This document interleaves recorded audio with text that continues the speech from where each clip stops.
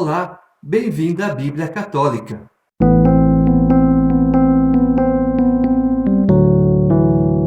Segundo o livro de Samuel, capítulo 19. Então o rei tremeu, subiu para o quarto que está acima da porta e caiu em pranto, e dizia enquanto andava: Meu filho Abisalão, meu filho Abisalão, por que não morri eu em teu lugar? Abisalão, meu filho. Avisaram a Joabe: o rei chora e se lamenta por causa de Abisalão. A vitória naquele dia se transformou em luto para todo o exército, porque o exército compreendeu naquele dia que o rei estava em grande angústia por causa de seu filho. Naquele dia, o exército entrou furtivamente na cidade, como faria um exército coberto de vergonha por estar fugindo no meio do combate.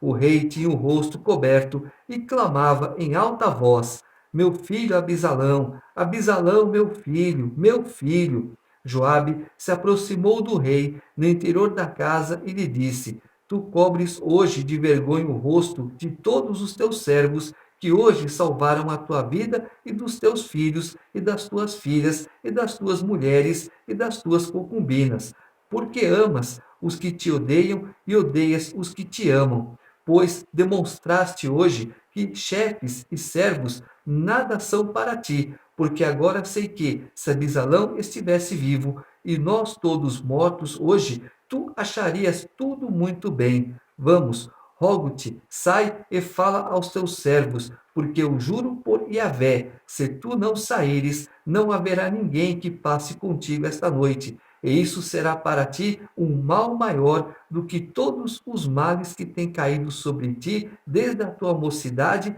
até o dia de hoje. O rei se levantou e veio assentar-se à porta, e anunciou-se a todo o exército: Eis que o rei está sentado à porta. E então todo o exército se reuniu diante do rei. Morreu um filho, é uma tristeza muito grande, mas esse filho era contra mim. Eu tenho milhares de pessoas que estão do meu lado. Joabe fez a coisa certa. Eu sei que você está triste, que você está de luto, mas presta bem atenção. Você está desprezando aqueles que estão dando a vida por você, enquanto aquele que você ama pretende te matar. Olha aí a inversão de valores. E muito disso a Bíblia fala, de inversão de valores. Quem tem valor é desprezado e quem não tem é honrado. Temos que ter muito cuidado com isso. Um dia, quando você tiver uma empresa, que você for um gerente, que você for um administrador, dê valor para o teu bom funcionário também. Israel fugiu, cada um para a sua tenda. Em todas as tribos de Israel, todo o povo discutia. Dizia-se: Foi o rei que nos livrou da mão dos nossos inimigos. Foi ele quem nos salvou da mão dos filisteus. E agora teve de fugir da terra para longe de Abisalão. Quanto a Absalão, que tínhamos ungido para que reinasse sobre nós, morreu na batalha. Que esperais, portanto, para fazer o rei voltar? Então o rei Davi mandou dizer aos sacerdotes Sadoque e Abiatar: Falai assim aos anciãos de Judá: Por que seríeis vós os últimos a trazer de volta o rei para casa? A palavra de todo Israel chegou aos ouvidos do rei: Vós sois meus irmãos, sois da minha carne e dos meus ossos. Por que seríeis os últimos a trazer o rei de volta? E direis a Amasa: Não és tu, osso meu e minha carne? Que Deus me faça este mal e acrescente este outro, se não estiveres para sempre ao meu serviço como chefe do exército em lugar de Joabe. Assim foi um só o sentimento de todos os homens de Judá, como o coração de um só homem, e mandaram dizer ao rei: Vem tu e todos os teus servos. As pessoas, quando não têm direção, elas são propícias a seguir o errado. As pessoas agora viram Abisalão morto. Veja só, mas não foi Davi que nos livrou várias vezes das mãos dos filisteus? Sim, e agora nós estamos seguindo uma pessoa que quer acabar com aquele que sempre nos ajudou? Então, você está vendo como são as coisas? Pois é, não é nada disso. Vamos agora trazer o rei de volta, porque ele é o nosso verdadeiro rei. O que acontece hoje, recentemente? As pessoas estão dando valor ao errado. As pessoas estão preferindo o errado. É verdade que não foi escolhido, foi colocado, é uma grande diferença. Mas como fazer agora retroceder o erro?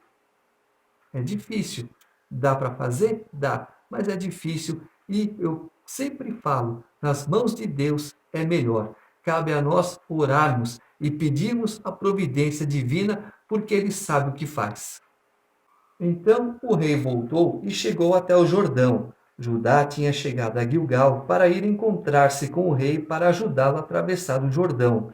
A toda pressa, Semei, filho de Gera, o benjamita de Baurim, desceu com os de Judá ao encontro do rei Davi. Vinham com ele 1000 homens de Benjamim. Siba, o doméstico da casa de Saul, os seus 15 filhos e os seus 20 servos desceram com ele antes do rei ao Jordão, e a barca ia de um lado para outro para fazer passar a família do rei e agradar-lhe. Semei, filho de Gera, atirou-se aos pés do rei quando ele atravessava o Jordão e disse ao rei: Que o meu senhor não me tenha por culpado, e não te lembres do mal que o teu servo cometeu no dia em que o senhor, meu rei, saiu de Jerusalém. Que o rei não guarde isso no coração, porque o teu servo reconhece que pecou, e hoje sou o primeiro de toda a casa de José a descer perante o Senhor meu rei.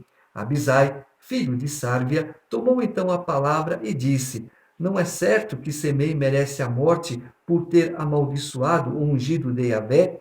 Mas Davi disse: Que tenho eu convosco, filhos de Sárvia, para que vos torneis hoje meus adversários? Poderia ser alguém condenado à morte hoje em Israel?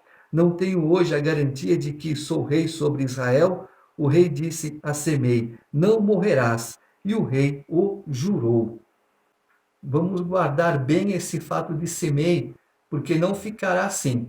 Alguma coisa com ele acontecerá lá na frente.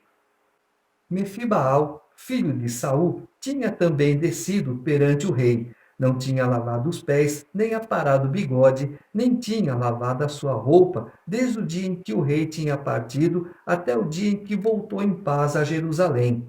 Tendo chegado perante o rei, este lhe perguntou: Por que não vieste comigo, Mefibaal? Ele respondeu: O meu servo me enganou, senhor meu rei. O teu servo lhe havia dito: Vou selar minha mula. Vou montá-la e irei com o rei, porque o teu servo é aleijado. Ele caluniou o teu servo perante o Senhor meu rei. Mas o Senhor meu rei é como o anjo de Deus. Faze o que parecer bem aos teus olhos, porque toda a família de meu pai merecia do Senhor meu rei somente a morte. Contudo, recebeste o teu servo entre os que comem a tua mesa. Que direito tenho, pois, de implorar ainda ao rei?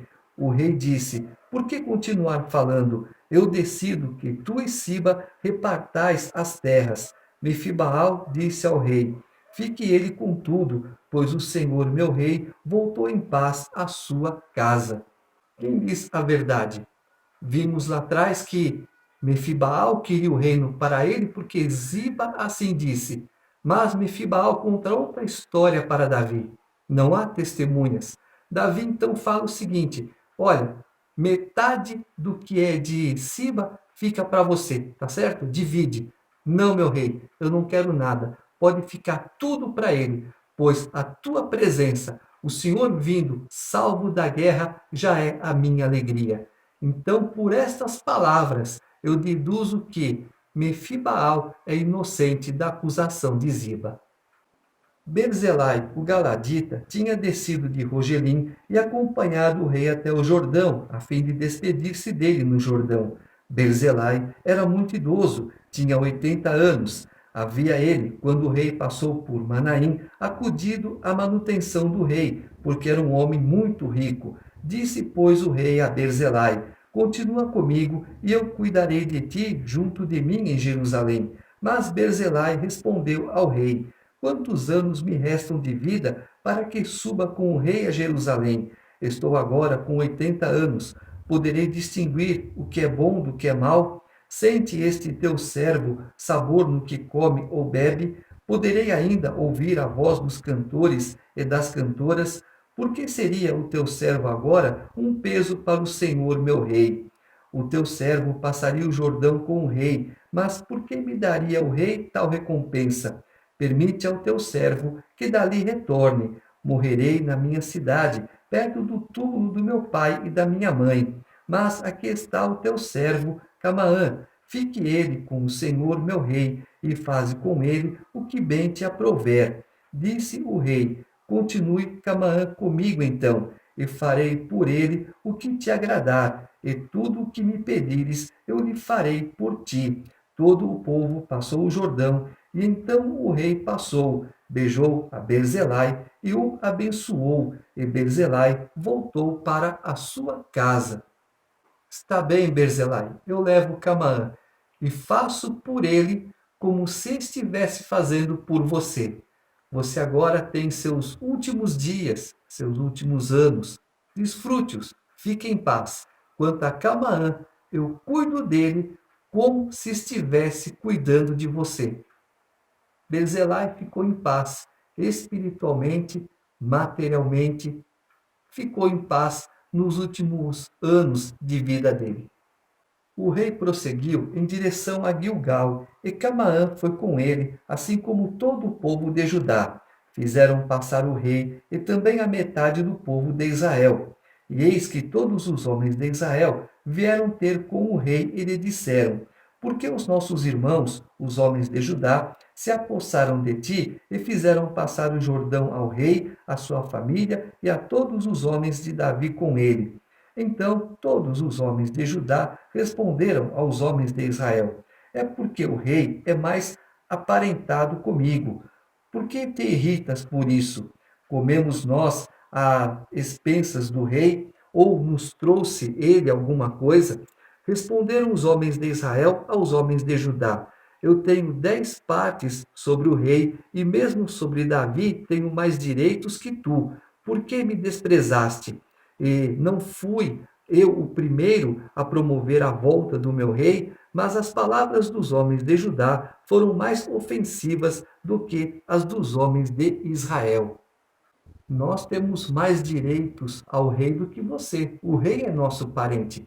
Ah, o rei é parente de vocês também, mas é muito mais nosso porque ele é da nossa linhagem do que da linhagem de vocês. Então, o rei tem que vir, tem que ficar conosco. E ponto final, caso encerrado.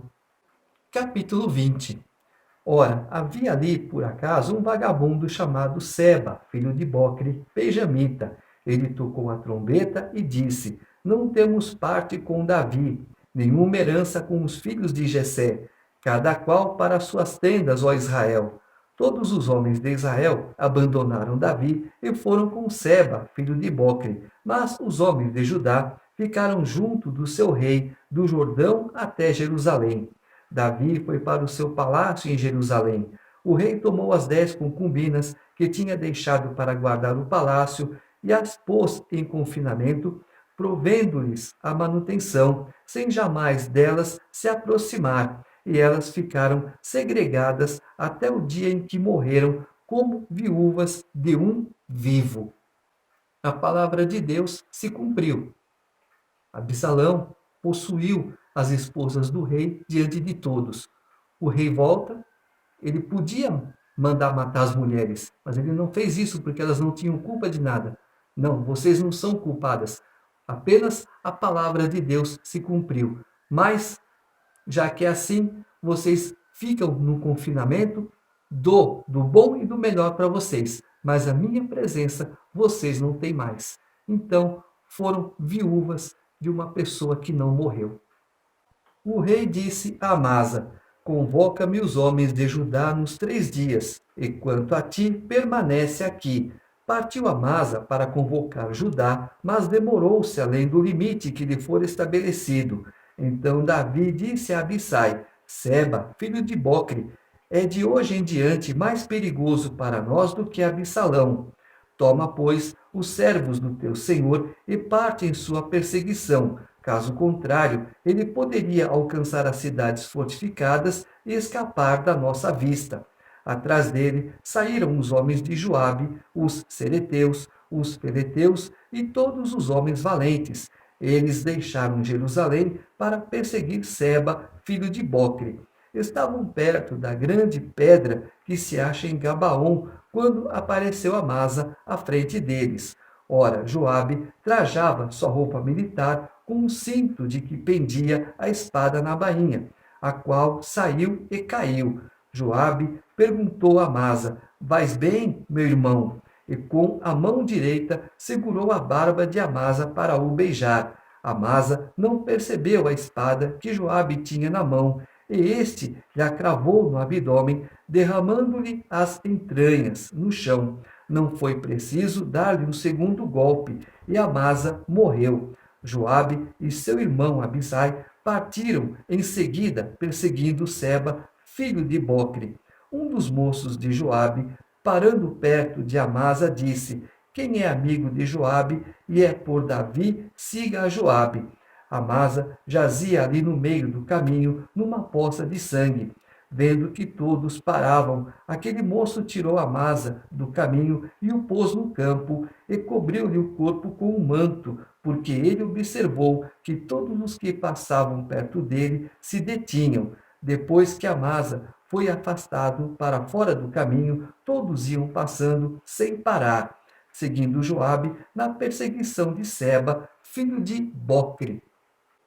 Seba atravessou todas as tribos de Israel até chegar a Abel-Bet-Maaca. Eles se reuniram e foram também após ele. E vieram e o cercaram em Abel-Bet-Maaca, e levantaram junto à cidade um terrapleno que chegava até o muro, e todo o exército que estava com Joabe se esforçava por derrubar a muralha, solapando-a. Então uma mulher sensata gritou de dentro da cidade: Ouve, escutai, dizei a Joabe: aproxima-te, pois quero falar contigo. Ele se aproximou e a mulher perguntou: És tu Joabe? Ele respondeu: Sim, sou eu. Ela lhe disse: Escuta a palavra da tua serva. Ele respondeu: Escuto. Então ela disse: Antigamente era assim que se dizia: Faça-se uma consulta em Abel, e dessa maneira o assunto está encerrado. Quanto a mim, eu sou formada de homens de Israel íntegros e leais, ao passo que tu pretendes destruir uma cidade e metrópole em Israel. Por que queres acabar com a herança de Yahvé? Respondeu Joabe: longe de mim querer destruir ou arruinar. Não é disso que se trata, mas um homem da montanha de Efraim, chamado Seba, filho de Bocre, se revoltou contra o rei Davi. Basta que o entregueis e eu suspenderei o cerco da cidade. A mulher disse a Joabe: Pois bem, jogaremos a cabeça dele por cima da muralha. A mulher enfrentou todo o povo apenas com a sua sabedoria, e degolaram Seba, filho de Bocre, e jogaram a cabeça a Joabe. Então ele mandou soar a trombeta, e se afastaram da cidade, e cada um foi para a sua tenda. Joabe, porém, voltou para Jerusalém, para junto do rei. Joabe comandava todo o exército de Israel. Banaías, filho de Joiada, comandava os cereteus e os feleteus. Adorã era chefe da corvéia. Josafá, filho de Ailude, era o arauto. Siva era secretário. Sadoque e Abiatar eram sacerdotes. Além desses, também Ira, o Jairita, era sacerdote de Davi. Em Provérbios está escrito que a mulher sábia edifica a sua casa, mas a tola, com as próprias mãos, a destrói. Nós vemos aqui mais um exemplo de mulher sábia. O que está acontecendo? É Joabe. Joabe, vem aqui, quero falar com você. O que você está fazendo? Você quer destruir a cidade? Você quer acabar com a herança de Israel? Não, eu só quero uma pessoa, Seba. Então, se acalma, eu vou jogar a cabeça dele para você. Foi o que ela fez. Jogou a cabeça de Seba para Joabe e a confusão acabou. Se Joabe, como chefe de um exército, tivesse um pouco de sabedoria, seguinte, aí dentro tem uma pessoa, um tal de Seba, entrega ele para mim. E assim evitaremos muita confusão e muita destruição. Acabou. Ele mesmo tomaria essa atitude, mas não. Isso é o que Deus mostra. Ele está mostrando, além de Ruth, além de Esther, uma outra mulher sábia. Essa que, infelizmente, não foi relatado o nome dela. Mas olha a atitude dela. Enfrentou o general do exército para salvar a cidade, para salvar a população. Se preocupando quem? Com a herança de Israel.